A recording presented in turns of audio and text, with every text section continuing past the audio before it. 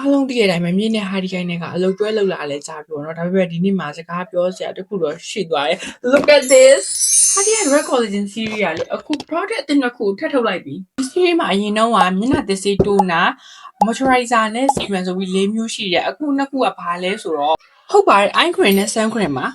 ဒီ red collagen series ကလေ luxury bite ရအောင်အားကြီးတော့အမြဲတမ်း sun cream ထွက်ပါစေလို့ဆုတောင်းခဲ့ရဒီနေ့တော့ဆုတောင်းပြည့်သွားပြီဒါလေးကတော့ retinol lifting eye cream ပါသူ့ရဲ့တက်ချာကတော့လက်ပေါ်မှာတရားကြည့်တော့အေးအေးလေးနဲ့ watery type ဖြစ်တယ်စိတ်ဝင်တာလည်းတော်တော်လေးမြန်တယ်လို့ပြောရမယ် retinol ဘာကြောင့်အသားရည်တင်းတင်းလေးဖြစ်သွားတယ်နောက်တစ်ခုက sun cream အမှန်တိုင်းပြော sun cream ကိုပို့ပြီးတော့သဘောကျနေတယ်လုံးဝ global sun cream နေနဲ့ရှင်းနိုင်တယ်ကြည့်ပါဦးလက်ကလေဘလောက်တောင်မှရေတက်ပြည့်အောင်သွားလဲကြည့်အောင် sun cream လုံးဝ watery type ဖြစ်တဲ့ပြင် white cat လည်းလုံးဝမကြံခဲ့ဘူးเนาะမြင်ရတော့ဒီနွေရာသီအတွက် hardy eye sun cream ကိုတော်တော်လေးစိတ်လှုပ်ရှားခဲ့တာထွက်လာတော့လည်းအရန်ကို certified ဖြစ်တယ် local skin care center မှာ luxury bite အပေးနိုင်ဆုံး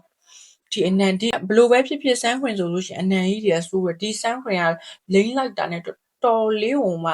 ပေါ့ပါပြီးတော့တော်လေးကိုမှမှုေးတယ်